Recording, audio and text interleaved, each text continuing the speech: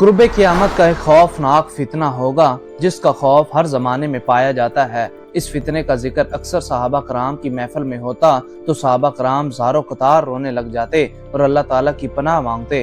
नाज़रीन कराम, आज की इस वीडियो में हम बात करेंगे कायनात के सबसे बड़े फितने की, जिस फितने ने दुनिया में आने वाले तमाम लोगों को खौफ में मुब्तला रखा। क्या वो फितना इतना बुरा और खौफनाक होगा? वो फितना है कौन? कुरान मजीद और अहादीस में भी इस फितने का जिक्र किया गया। इस फितने का क्या नाम है और लोग इस फितने से क्यों इतने खौफजदा हैं और ये फितना कब आएगा? और नबी करीम आक़ाए दो जहां हजरत मोहम्मद सल्लल्लाहु अलैहि वसल्लम ने इसके बारे में क्या फरमाया? जी हाँ दोस्तों, हम जिस फितने की बात कर रहे हैं इसका नाम है दज्जाल। दज्जाल का नाम तो तकरीबन सब ने सुन रखा होगा। दज्जाल असल में है कौन और किसका नाम है और वो इस वक्त कहाँ है? वो इस दुनिया में कब जाहिर होगा? दज्जाल की आमद कुर्ब क़यामत में जाहिर होने वाली 10 बड़ी निशानियों में से एक निशानी है। दज्जाल का दौर कैसा होगा? इसके आने से पहले क्या होगा? क्या दज्जाल खुदा होने का दावा करेगा? लेकिन लोग इस पर ईमान क्यों लेकर आएंगे? वो लोगों को किस तरह अपनी तरफ माइल करेगा? वो कितने दिन तक इस दुनिया में रहेगा? क्या दज्जाल की अपनी जन्नत और जहन्नम होगी? वो किस जानवर पर बैठकर पूरी दुनिया घूम आएगा? और दज्जाल तैयबा में क्यों दाखिल नहीं हो सकेगा? क्या दज्जाल लोगों को भी जिंदा करेगा? दज्जाल का हुलिया कैसा होगा? मोमिन लोग इसको कैसे पहचानेंगे? क्या इस दौर में इमाम मेहदी भी होंगे? अगर वो होंगे तो कहाँ होंगे? क्या इमाम मेहदी दज्जाल से जंग करेंगे या इस फितना को खत्म करने के लिए अल्लाह का कोई और नबी आएंगे? वो कौन से नबी होंगे? क्या वो हजरत ईसा अलैहिस्सलाम होंगे? क्या हजरत ईसा अलैहिस्सलाम आकर इस दज्जाल का खात्मा करेंगे? और जब हजरत ईसा अलैहिस्सलाम का नज़ूल होगा तो कौन सा वक़्त होगा? इस वक़्त कौन सी नमाज के लिए लोग खड़े होंगे? और क्या हजरत ईसा अलैहिस्सलाम दमिश्क में नज़ूल फरमाएंगे? इन तमाम सवालात के जवाब जानने के लिए वीडियो को आखिर तक जरूर देखें ताकि आप जिन बातों से ला इल्म हैं इन बातों का आपको इल्म हो सके। एबीके लर्निंग स्पोर्ट के मुअज़्ज़िज़ दोस्तों, दज्जाल या मसीह दज्जाल मुसलमानों के नज़दीक इस शख्स का लक़ब है जो क़यामत की बड़ी अलामतों में से एक और कुर्ब क़यामत यानी आखिरी ज़माने में ज़ाहिर होगा। दज्जाल कौम यहूद से होगा। हर नबी ने इसके फितने से अपनी अपनी उम्मतों को डराया है, मगर हजरत मोहम्मद सल्लल्लाहु अलैहि वसल्लम ने इसके फितने को इंतहाई वजाहत से बयान फरमाने के साथ साथ बहुत सी निशानियां और इससे बचाव के तरीके भी अपनी उम्मत को समझा दिए। दज्जाल का कोई असली नाम नहीं आया। इस्लामी इस्तिलाह में इसका लक़ब दज्जाल है और ये लफ्ज़ इसकी पहचान और अलामत बन गया। इसका फितना बहुत सख्त होगा। चनाचा रसूल पाक सल्लल्लाहु अलैहि वसल्लम ने फरमाया, आदम की तख्लीक से लेकर क़यामत कायम होने तक कोई भी फितना दज्जाल के फितने से बढ़कर नहीं है। दज्जाल के मानी है ढांप लेना या लपेट लेना। दज्जाल इसलिए कहा गया क्योंकि इसने हक को बातिल से लपेट लेना है, या इसलिए कहा गया कि इसने अपने झूठ, बालमा साजी और फरेबकारी के जरिए अपने कुफर को लोगों से छुपा लेना है। एक कौल है कि वो अपनी फौजों से जमीन को ढांप लेगा, इसलिए इसे दज्जाल कहा गया।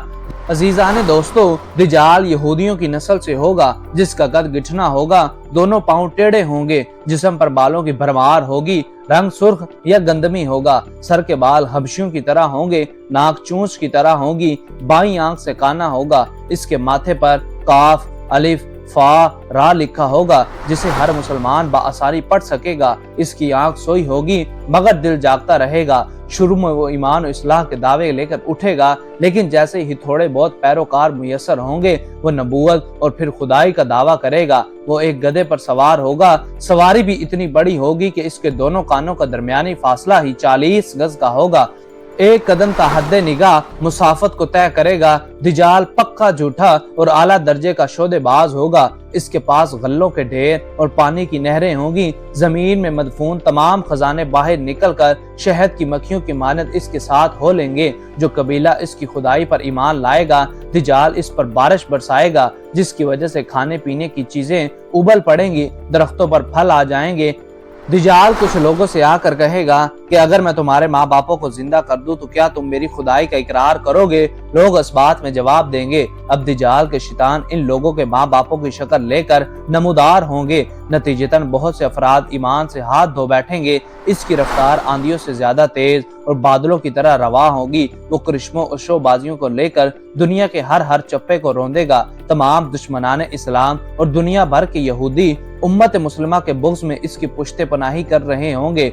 दज्जाल मक्का मुअज़्ज़मा में घुसना चाहेगा, मगर फरिश्तों की पहरादारी की वजह से इधर घुस न पाएगा। اس لیے نامراد ذلیل ہو کر واپس مدینے کا رخ کر لے گا۔ اس وقت مدینہ منورہ کے 7 دروازے ہوں گے اور ہر دروازے پر فرشتوں کا پہرا ہوگا، لہٰذا یہاں پر بھی منہ کی کھانی پڑے گی۔ انہی دنوں مدینہ منورہ میں 3 مرتبہ زلزلہ آئے گا، جس سے گھبرا کر بہت سارے بے دین شہر سے نکل کر بھاگ نکلیں گے۔ باہر نکلتے ہی دجال انہیں لقمہ کی طرح نگل لے گا۔ آخر ایک بزرگ اس سے بحث و مناظرہ کے لیے نکلیں گے اور خاص اس کے لشکر میں پہنچ کر اس کی بابت دریافت کریں گے۔ لوگوں کو اس کی باتیں مشتاق گزریں گی، لہٰذا اس کے قتل کا فیصلہ کریں گے، مگر چند افراد آڑے آ کر یہ کہہ کر روک دیں گے کہ ہمارے خدا دجال کی اجازت کے بغیر اس کو قتل نہیں کیا جا سکتا۔ چنانچہ اس بزرگ کو دجال کے دربار میں حاضر کیا جائے گا، جہاں پہنچ کر یہ بزرگ چلا اٹھے گا کہ میں نے پہچان لیا، تو ہی دجال ملعون ہے اور رسول اللہ نے ہمیں تیری ہی خروج کی خبر دی تھی۔ دجال اس خبر کو سنتے ہی آپے سے باہر ہو جائے گا اور اس کو قتل کرنے کا فیصلہ کرے گا۔ درباری فوراً اس کے 2 ٹکڑے کر دیں گے۔ دجال اپنے حواریوں سے کہے گا کہ اب اگر میں اس کو دوبارہ زندہ کر دوں تو کیا تم کو میری خدائی کا پختہ یقین ہو جائے گا؟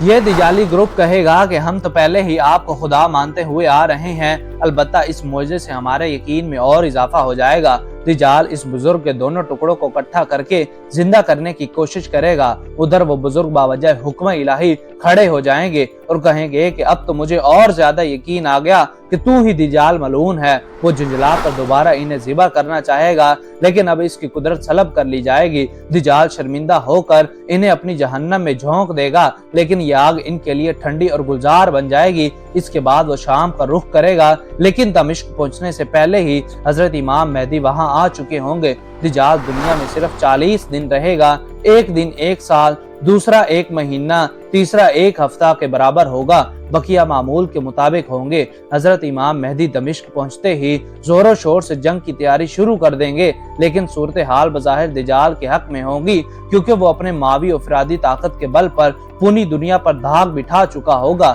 اس لیے عسکری طاقت کے اعتبار سے تو اس کی شکست بظاہر مشکل ہوگی، مگر اللہ کی تائید اور نصرت کا سب کو یقین ہوگا۔ حضرت امام مہدی اور تمام مسلمان اس امید کے ساتھ دمشق میں دجال کے ساتھ جنگ کی تیاریوں میں ہوں گے۔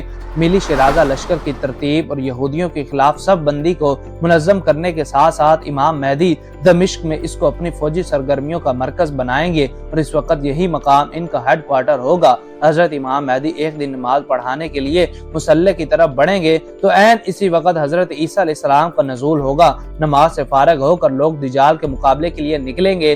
بس دجال حضرت عیسیٰ علیہ السلام کو دیکھ کر ایسے گھلنے لگے گا جیسے نمک پانی میں گھل جاتا ہے۔ پھر حضرت عیسیٰ علیہ السلام آگے بڑھ کر اس کو قتل کر دیں گے اور حالت یہ ہوگی شجر و حجر آواز لگائیں گے، اے روح اللہ، میرے پیچھے یہودی چھپا ہے۔ چنانچہ وہ دجال کے چیلوں میں سے کسی کو بھی نہ چھوڑیں گے۔ پھر وہ صلیب کو توڑیں گے، یعنی صلیب پرستی ختم کر دیں گے، خنزیر کو قتل کر کے جنگ کا خاتمہ کریں گے۔ اس کے بعد مال و دولت کی ایسی فراوانی ہوگی کہ اسے کوئی قبول نہ کرے گا اور لوگ ایسے دیندار ہو جائیں گے کہ ان کے نزدیک ایک سجدہ دینا دنیا محافیوں سے بہتر ہوگا۔ اللہ سے دعا ہے کہ وہ ہم سب کو دجال کے فتنے سے محفوظ رکھے اور ہم سب کو اللہ کے رسول کی سنت پر عمل کرنے کی توفیق عطا فرمائے، آمین ثم آمین۔ ویڈیو پسند آنے کی صورت میں اسے زیادہ سے زیادہ لائک اور شیئر کر کے ہماری حوصلہ افزائی کریں۔ ہماری نئی ویڈیو آنے تک اپنا، اپنے دوستوں اور گرد و نواح کے لوگوں کا خاص خیال رکھیں۔ خدا حافظ۔